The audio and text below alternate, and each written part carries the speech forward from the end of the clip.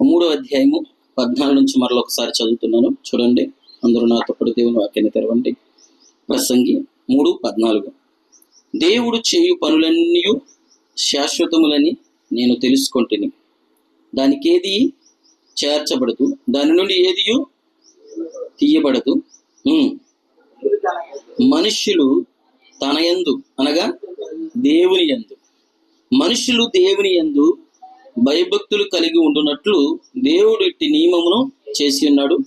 ముందు జరిగినదే ఇప్పుడును జరుగును, జరగబోవునది పూర్వమందు జరిగినది, జరిగిపోయిన దాన్ని దేవుడు మరలా. హల్లెలూయా. ఇక్కడ ఒక వచనాన్ని మనం ధ్యానించబోతున్నాం. మరి అది ఏంటంటే 15వ వచనం. అక్కడ 15వ వచనంలో ఒక మాట ఉన్నది. ఏంటంటే, ముందు జరిగినదే ఇప్పుడును జరుగును. హల్లెలూయా. ఎంతమందికి అర్థమవుతుంది? ఇక్కడ మీరు గమనించినట్లయితే ప్రసంగి అయిన సొలొమోను దేన్ని తెలియజేస్తా ఉన్నాడంటే, భూత వర్తమాన భవిష్యత్ కాలాన్ని తెలియజేస్తున్నాడు. అవునా? ఇక్కడ ఎన్ని కాలాలు ఉన్నాయి? 3 కాలాలు ఉన్నాయి. ఒక వచనంలో 3 కాలాల గురించి వివరిస్తున్నాడు. ఆ 3 కాలాలు ఏంటంటే, భూతకాలం అంటే జరిగిపోయిన కాలం, వర్తమాన కాలం అంటే జరుగుతున్న కాలం, తర్వాత మనం చూస్తున్నాం భవిష్యత్ కాలం అనగా జరగవలసినది. దేవుని మహిమ కలుగును గాక. హల్లెలూయా. మరి ఈ సమయంలో మనం చూసినట్లయితే చూడండి, మరి ఆడుకోవడానికి ఏదైనా నిజమా అది ఒక గచ్చితేవి. హల్లెలూయా. ఇక్కడ మనం చూసినట్లయితే ఒక వచనంలో సొలొమోను దేని తెలియజేస్తున్నాడంటే, భూత వర్తమాన భవిష్యత్ కాలం గురించి వివరిస్తున్నాడు. అందుకనే దాన్ని ఏ విధంగా తెలియజేస్తున్నాడంటే, ముందు జరిగినదే ఇప్పుడు జరుగును. అంటే ముందు జరిగిందంటే అది భూతకాలమేనా? అవునంటారా?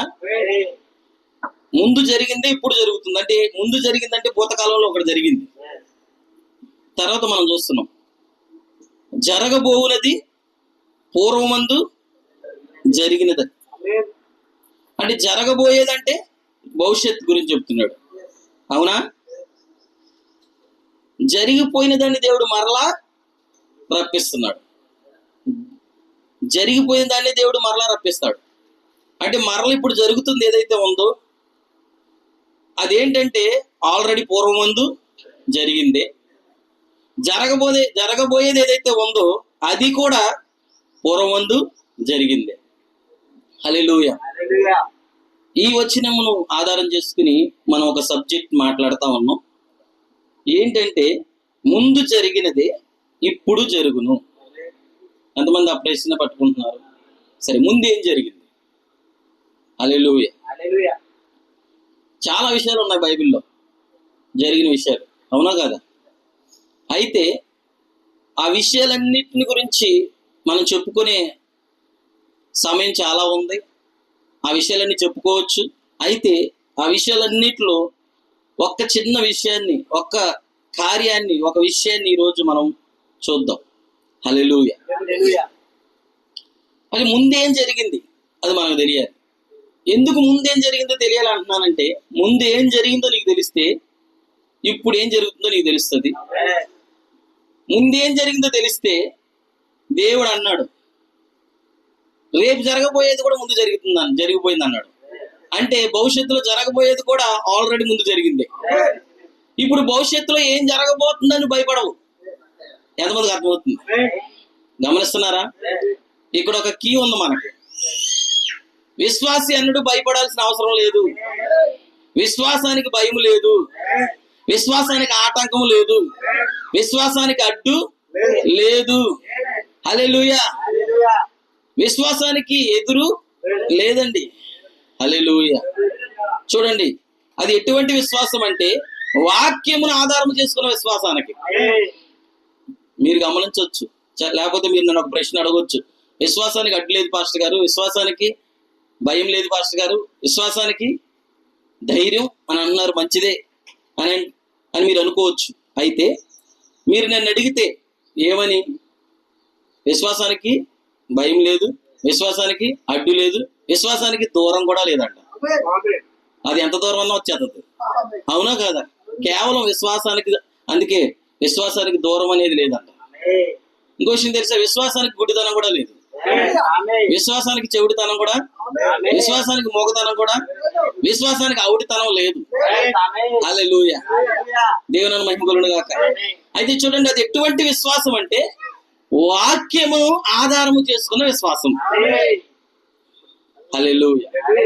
ఎందుకంటే మన విశ్వాసం వాక్యమును ఆధారం చేసుకోవాలా, లేకపోతే మనుషుల జ్ఞానమును ఆధారం చేసుకోవాలా? మీకు విషయం తెలుసా, మనుషుల జ్ఞానమును ఆధారం చేసుకునే విశ్వాసం ఒకటి ఉన్నది, అలాగే వాక్యమును ఆధారం చేసుకునే విశ్వాసం కూడా ఒకటి ఉన్నది. అందుకని అపోస్తలుడైన పౌలు ఏమంటున్నాడంటే, మనం ఏ విశ్వాసం చేత నడిపించబడాలంటే మనుషుల జ్ఞానము చేత ఆధారం చేసుకునే విశ్వాసం కాదు. హల్లెలూయా. ఆ మాట మీరు ఎప్పుడైనా చదివారా? ఎంతమందికి అర్థమవుతుంది? అసలు బైబిల్ ఎంతమంది చదువుతున్నారు రోజు? గుర్తుపెట్టుకోండి, నీకు బైబిల్ రాకపోతే కనీసం ఆడియో బైబిల్ అన్నా చదవండి. హల్లెలూయా. మన మధ్యలో ఒక బ్రదర్ ఉన్నాడు, అబ్రహాం. ఆయనకి చదువు లేదు, కానీ మీ విషయం తెలుసా, చదువు లేకపోయినా రోజు బైబిల్ చదువుతాడు.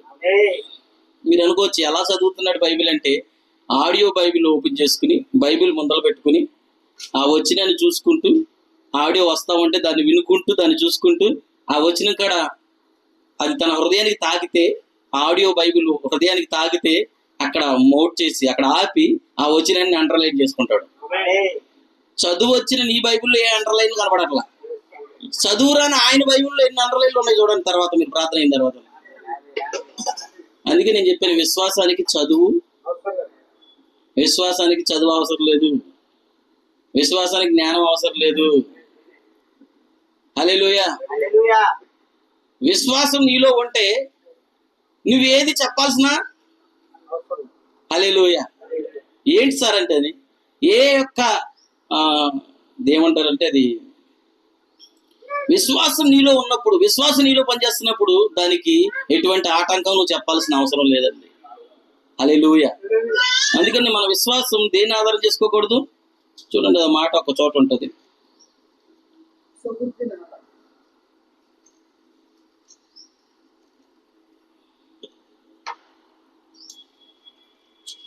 దేవుని నామమునకు మహిమ కలుగును గాక.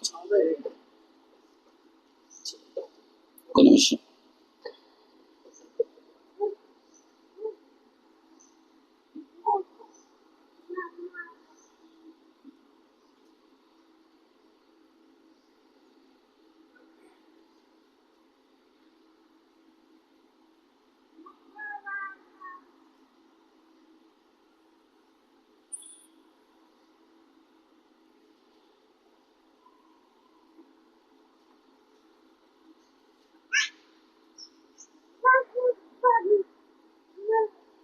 చూడండి,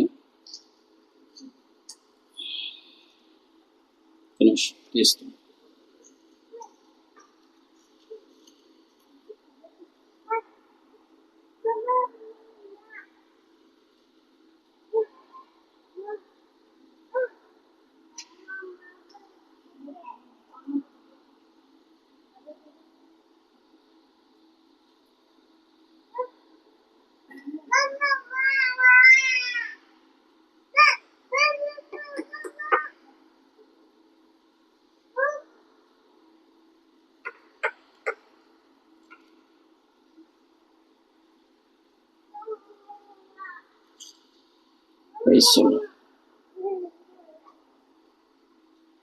సరే,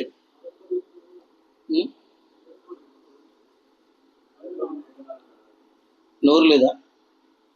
గట్టిగా చెప్పండి, గట్టిగా చెప్పండి. చూడండి ఒకసారి,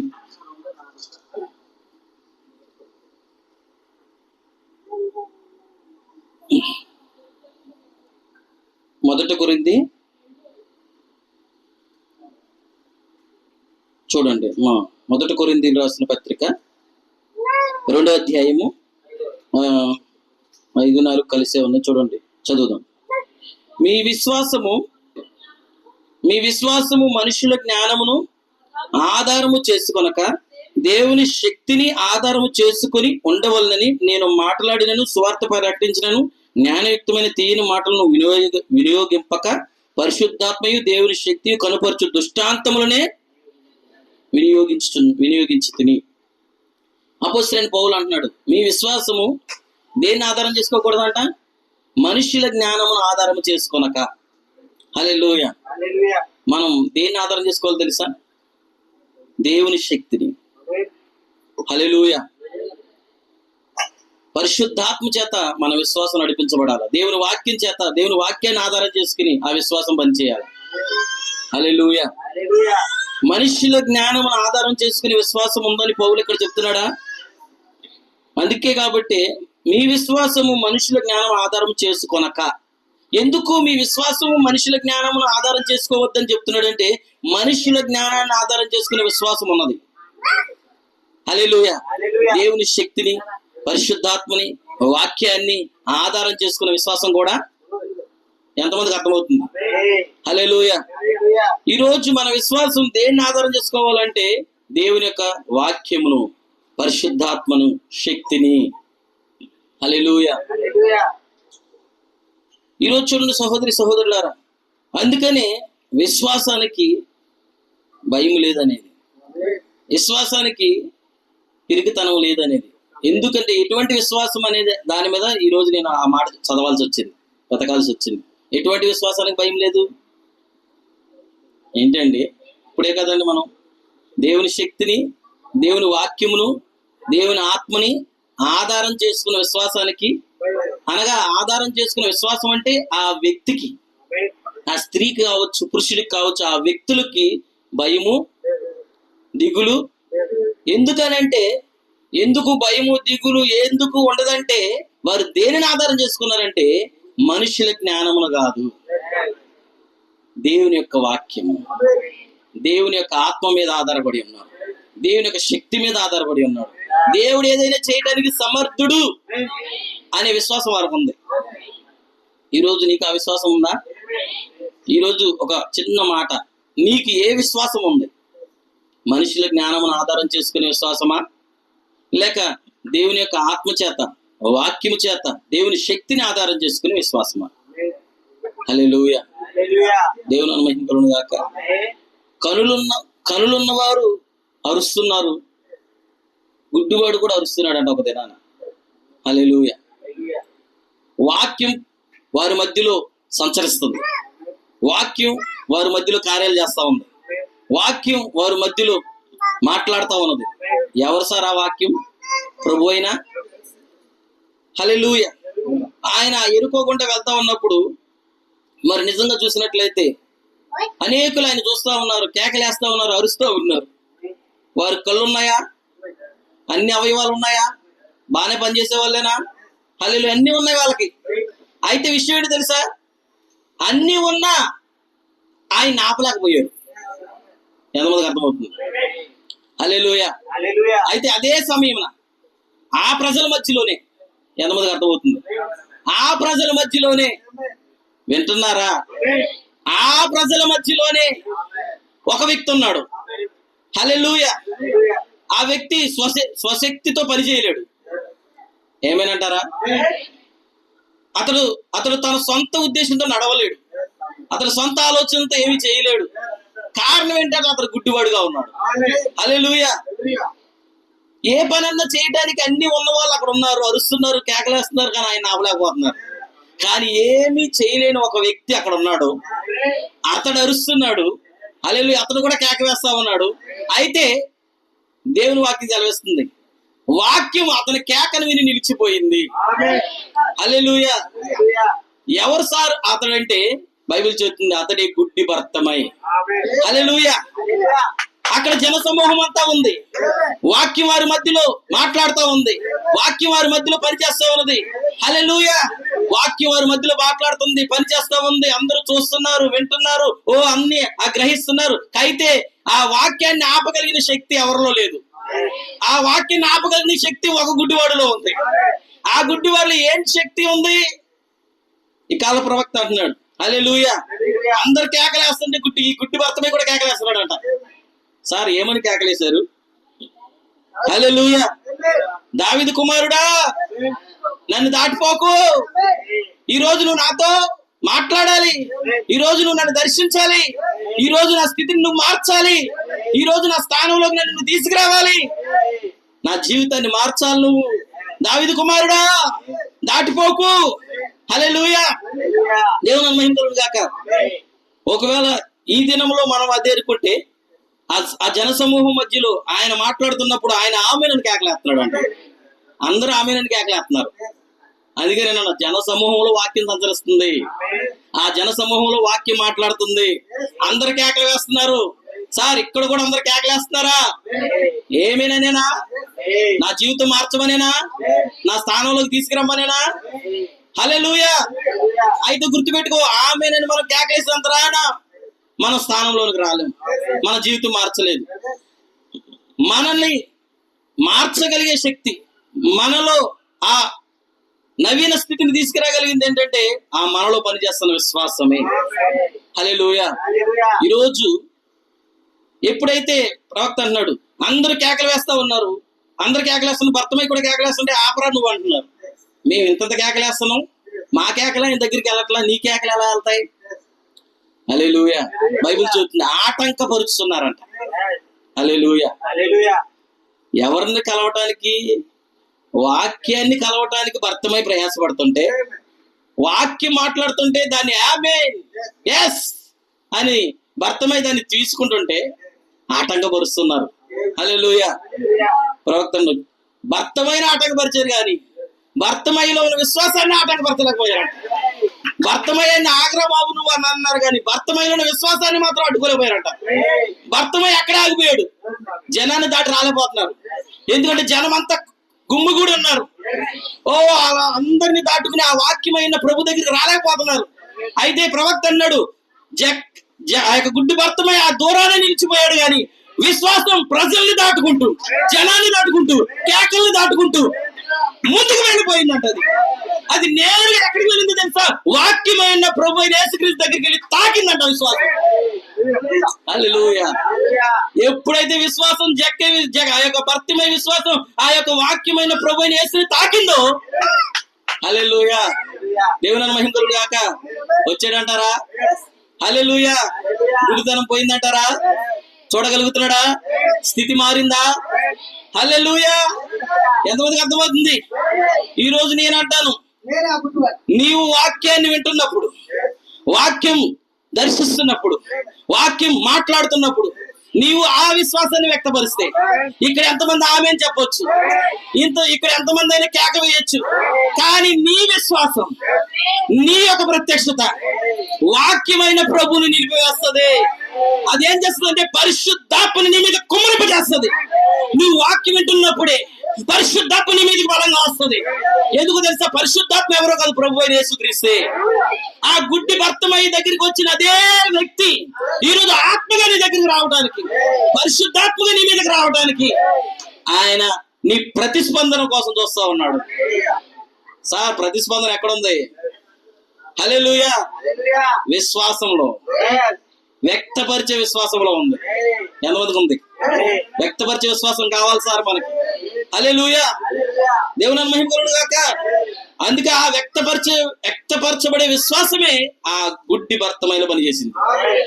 ఈ రోజు నీలో ఆ విశ్వాసం ఉంటే, నాలో ఆ విశ్వాసం ఉంటే, హల్లెలూయా, దేవుని వాక్యం మన మధ్యలో మాట్లాడుతున్నప్పుడు, దేవుని వాక్యం మన మధ్యలో వస్తా ఉన్నప్పుడు, ఆ వాక్యాన్ని నువ్వు తీసుకుని, ఆ వాక్యాన్ని నువ్వు నమ్ముచున్నప్పుడు, ఆ వాక్యాన్ని నువ్వు ఆమేన్ చెప్తున్నప్పుడు, ఆ వాక్యాన్ని నువ్వు నిలిపివేసే విశ్వాసం నీలో పనిచేసినప్పుడు దేవుడు నీ ఎద్దకు దిగి వస్తాడు ఆయన. హల్లెలూయా.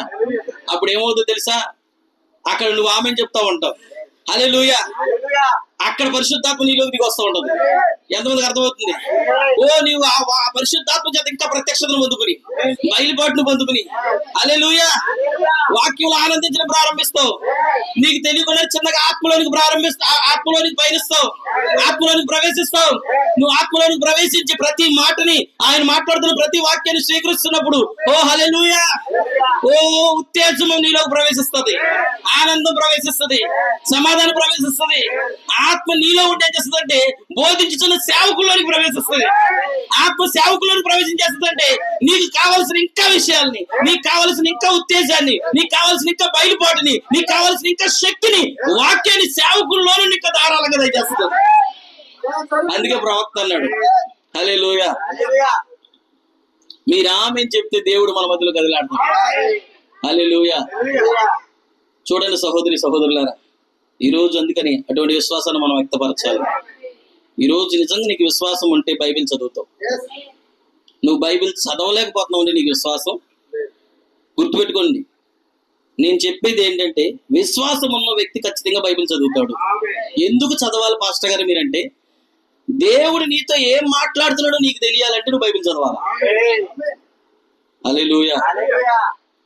ఆ పాస్టర్ గారు అది చెప్తారు, ఈ పాస్టర్ గారు ఇది చెప్తారు, ఈ పాస్టర్ గారు అది చెప్తారు అని ఆలోచన నీలోంచి పోవాలి అంటే, అసలు దేవుడు ఏం చెప్తాడు నీకు తెలియాలంటే బైబిల్ చదవాలి. అప్పుడు ఏ పాస్టర్ గారు ఏం చెప్పినా, ఇంటర్నేషనల్ స్పీకర్ ఏం చెప్పినా, మారుమూల ప్రాంతాల్లో ఉన్న చిన్న పాస్టర్ గారు ఏం చెప్పినా, ఆ యొక్క గీటరాయి దగ్గర, ఆ ఊరు మూతుమ్మి దగ్గర అది వెలుగుతుంది అంటారా? అది బయలుపరచబడుతుంది అంటారా? హల్లెలూయా. ఈ రోజు నువ్వు చేసే పొరపాటు ఏంటంటే వాక్యం చదవకపోవడం, ఇంకొక పొరపాటు ఏంటంటే ప్రార్థన చేయకపోవడం, ఇంకొక పొరపాటు ఏంటంటే క్రమంగా మందిరానికి రాకపోవడం. క్రమంగా మందిరానికి రాకపోవడం, వాక్యాన్ని చదవకపోవడం, రోజు ప్రార్థించకపోవడం. హల్లెలూయా. వాక్యం చదివే విషయంలో కొన్ని కార్యాలు ఉన్నాయి. హల్లెలూయా. ఎలా చదవాలి, దేనికోసం చదవాలి, ఏ రీతిగా చదవాలి, ప్రార్థన చేసే దాంట్లో కూడా కొన్ని కార్యాలు ఉన్నాయి. ఎలా ప్రార్థించాలి, ఏ ప్రార్థనలో నువ్వు సహవాసంలో ఉండాలి. హల్లెలూయా. దేవుని మహిమ కలుగును గాక. ఈరోజు ఖచ్చితంగా నీలో విశ్వాసం ఉంటే క్రియలు ఉంటాయి అన్నాడు. అవునా కదా? విశ్వాసం క్రియ లేకపోతే వ్యర్థం అన్నాడా లేదా? నీకు విశ్వాసం ఉందా? ఆమె చెప్పగలవా? సరే, విశ్వాసం ఉంటే దానికి ఏముండాలా? మరి ఏంటి సార్ ఆ క్రియ అంటే బైబిల్ చదవడం. ఏంటి సార్ ఆ క్రియ అంటే ప్రార్థన చేయడం. ఏంటి సార్ ఆ క్రియ అంటే సంఘానికి రావడం. హల్లెలూయా. ఈరోజు గమనించుకో, విశ్వాసం ఉందని నీలో చెప్తున్నావు, కానీ క్రియ లేకపోతే నువ్వు చేస్తున్న ప్రార్థన భక్తి మృతమని బైబిల్ చెప్తుంది. హల్లెలూయా. అందుకని యాకోబు భక్తుడు చెప్తున్నాడు, మన విశ్వాసము క్రియలతో కలవాలంట. హల్లెలూయా. అందుకని ఈ రోజన్నా గమనించండి, తెలుసుకోండి ఏంటి క్రియలు అంటే. మన విశ్వాసం క్రియలతో కలవాలని యాకోబు పత్రికలో యాకోబు చెప్తున్నాడు కదా. మరి ఏం క్రియలు, ఏం చేయాలి అని మీరు అడిగితే ఆ క్రియలు ఏంటంటే చూడండి, యాకోబు పత్రికలో 2వ అధ్యాయం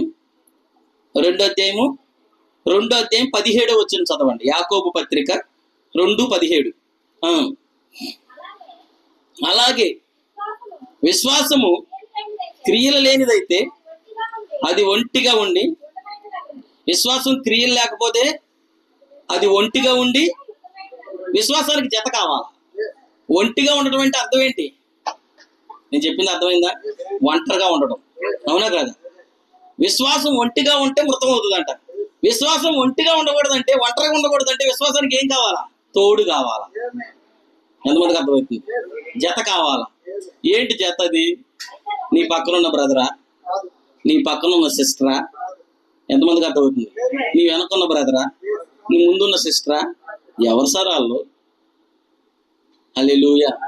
నీ విశ్వాసానికి తోడు కావాలి. నీ విశ్వాసానికి తోడు ఎవరంటే క్రియలు. హల్లెలూయా. ఎవరి క్రియలు? మీ అమ్మగారి క్రియలు కాదు, మీ నాన్నగారి క్రియలు కాదు, నీ భర్త క్రియలు కాదు, నీ భార్య క్రియలు కాదు, నీ పిల్లల క్రియలు కాదు, నీ క్రియలు. హల్లెలూయా. చదవండి. అయితే ఒక్కడు నీకు విశ్వాసం ఉంది, నాకు క్రియలు ఉన్నాయి.